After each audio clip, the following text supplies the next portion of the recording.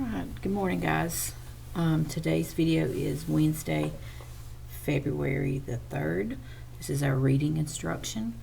We're going to start off by reading, building our oral language by reading a sentence. I need you to listen to the sentence. During these storms, microscopic pieces of dust blow through space in all directions. Now, what does the author mean by describing the pieces of dust as microscopic? Now, we went over the word microscopic on Monday and Tuesday's video because this is our amazing word, microscopic. Okay, he says that during these storms, microscopic pieces of dust blow through space in all directions. So what does the author mean by describing the pieces of dust as microscopic? The dust is very, very small. You know, when you think about a microscope, which is what I think about this when I see most of this word, I think about how it makes things larger. You can put a little bitty thing under a microscope and it makes it bigger so you can see what it involves. What are some synonyms for microscopic? So if this means very small, what are some synonyms? Okay, you should be saying things like tiny, minute, miniature, or some other words. Microscopic is an adjective made up of a base word, which is microscope, and the suffix ic. What is a microscope? We just said that a tool that makes smaller objects look bigger. Could the microscope pieces of dust be seen without a microscope? Probably not, because they're very small, and a microscope, remember, magnifies things. All right, so given that word, a review of that word, let's review this word. This word is reflect, and reflect means you're reflecting back on something, means you're looking back. A reflect can also be like a reflection in the mirror. All right, we also went over this word and this word, and we said they could be synonyms because they both mean right at dark, where the light turns into darkness. All right, our new word for today is this word. What is this word? Active. Active. How are the students in the classroom active? How are they active? How are you all active? It means you're constantly moving. You're not standing still. So active is a constant movement. All right, the next word, our new amazing word, is intimate. And intimate means very close. Very close, okay? So going over the words again, you should be saying these words with me. Reflect, microscopic, twilight, dusk, active, and intimate. Okay, those are our amazing words. Okay, I'm also going to review our vocabulary, and I hope you wrote these down in your reading journal on Friday. If you didn't, you need to do that today. The word is gas, and remember we talked about this not being gas. Wrote them down on Monday, sorry. Gas is not something that you fuel your car with. It is, but this is a homophone. And a homophone are words that look alike or could sound alike and have different meaning. So this word is gas. Now this is liquid. It's not liquid nor solid. So it's the gases that are in the air, like our oxygen level or carbon dioxide or any kind of gases that you think that are in the air. Okay, this word is dim. And what does dim mean? Somewhat dark without much light. All right, this is day 3 of vocabulary, guys, so you should be studying these and learning them. Remember, this time next week we'll be having our test on February the 10th. So that's 1 week from today. So I hope you're studying these, and I hope you've written them down inside of your journal like I asked you to on Monday. Guys, if you're not watching the instructional video and you're just zooming through the Cami things, you need to go back in and watch the instructional videos. Because in these videos, I tell you to do things that if you just submit the Cami, then I know you're not watching the videos. Okay, so the word dim means somewhat dark without much light. This word is what? Gigantic. And this follows our J rule for our phonics, the G having the J sound when it's followed by I. Gigantic. Gigantic means very huge, tall, bulky. This word is ladle, and ladle means it's a large spoon that has a long handle that you use to cook with. This word is patterns. I had on a shirt on Monday that said patterns. My shirt had patterns on it. Patterns are arrangements or designs. All right, and the last word, next to the last word is shine, which means to give off light. And the last word is temperature, the degree of heat or coldness. So I hope you're studying these vocabulary words. Today for practice, you're going to have this uploaded through Cami. This is your vocabulary sheet out of your workbook. So I have uploaded it through Cami, and I need you to work it out and submit it. Try to do it without looking at your vocabulary words. It's 1 through 10. You do not do the bottom part, so 1 through 10. Okay, that will be submitted through Cami. Also, today in reading, you have to do your morning work, which is Wednesday, day 3. The name is Jeannie fell on her driveway when her inline skates hit a stone. Her right knee is cut and blood is dripping down her leg. Mom, she calls. Jeannie's mother comes out of the house and runs to her. Oh, honey, let's go into the house and take care of that. So the first thing it asks you to do, what is your compound word in the paragraph? So you can go back and find your compound word. Number 2, in the passage, what word could replace cut? Could it be chopped or scraped? So it gives you a choice there. Number 3, if you were reading aloud, would you read mom loudly or quietly? Well, it's got an exclamation point, so you would read it loudly.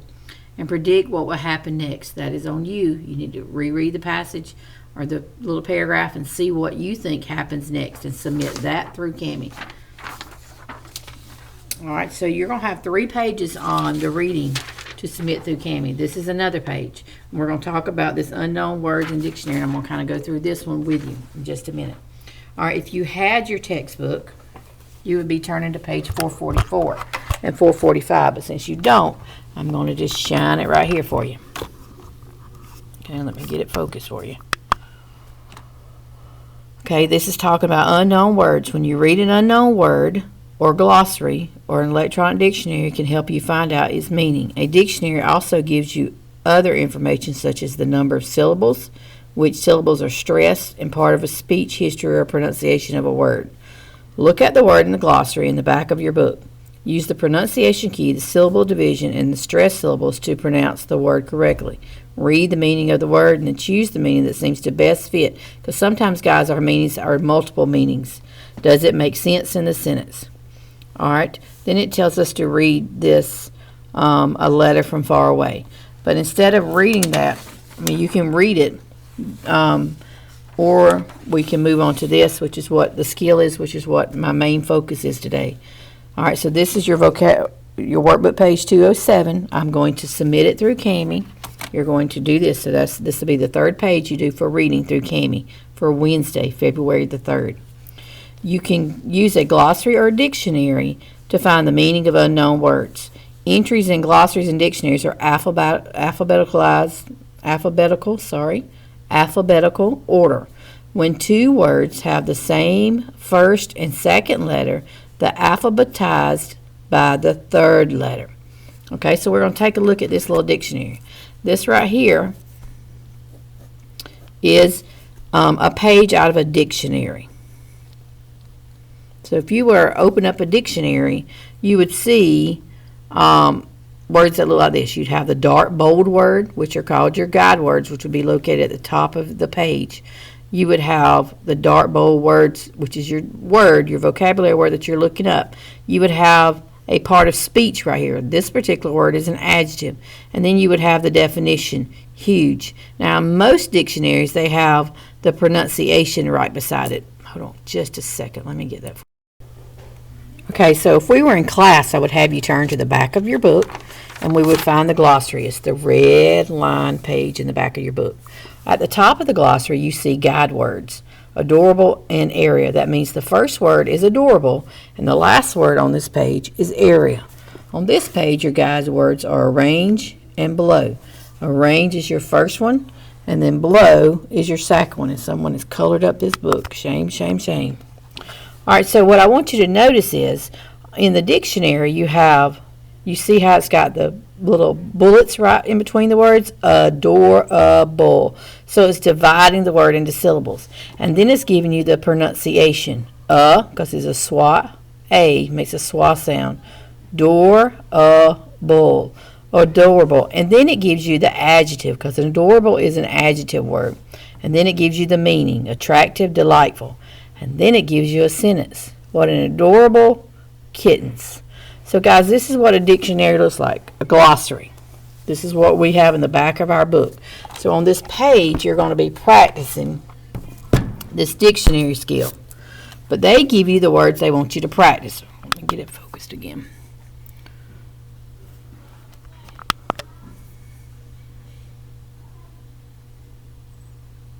Okay, focus, baby. Okay, it says gigantic. Adjective.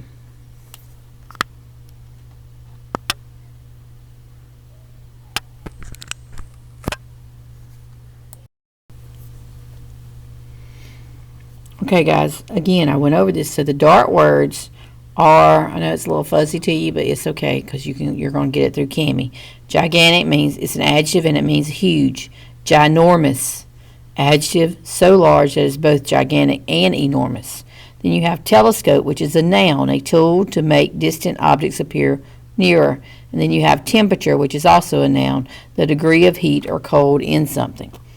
All right, directions. Put each set of words in alphabetical order. What order? Alphabetical order means ABC order. Use the glossary example above to help you. Then answer the questions. So we're going to put these in alphabetical order. But remember up here it says if the first and second letter is the same, then you got to alphabetize by the third letter. Well, I'm noticing each one of these words has an SH. So I've got to look at the third letter. SHI, SHA, SHR, SHE, SHO. Well, I know A comes before I, O, E, or R. So I'm going to do shape is my first one. Okay, so I'm going to look, I've done shapes. Okay, so I'm going to look at my next one, A, B, and sometimes, guys, it works better if you do A, B, C, D, E, F, G, H, I, J, K, L, M, N, O, P, Q, R, S, T, U, V, W, X, Y, Z. That way you can see your alphabet and you're not thinking so hard. All right, so A. All right, I have an I, an R, an E, and an O. I know an E comes next, so I'm going to do shelf. Okay? And then you're going to go to the next one. You got an I, an R, and an O. We'll figure out which one of those three. So you're doing 3, 4, and 5. All right, on this side, you have the as the beginning of each one of them. So I've got to look at that third letter. I see an A, an O, an E, an I, and an R. So I know my A is first. So that goes first. All right, then I'm looking, well, I don't have any B, A, B, C, D, E. Well, I got an E. So these would be the second one. So now you have an O, an I, and an R. So you're doing 8, 9, and 10. 11 and 12, which comes just before shoulder in the glossary. Okay, so they're wanting you to look up here and see which one becomes shoulder. So this is the SH words. And this one is the TH words. So that's the box you're going to look at up there, okay? So the number 11 goes with this box. Number 11 goes with this box. Number 12 goes with this box. So which word comes just before shoulder? Well, shoulder has a SHO. And this one comes, which one comes after THIS? So after this. This one is before. This one is after. Okay, so make sure you do that and submit it through Cami. Okay, so you have 3 things to submit through Cami for reading. You have a vocabulary sheet, a vocabulary reference sheet, vocabulary, and you have your morning work. Okay, so all those will be uploaded, and make sure you watch the video. Have a great day.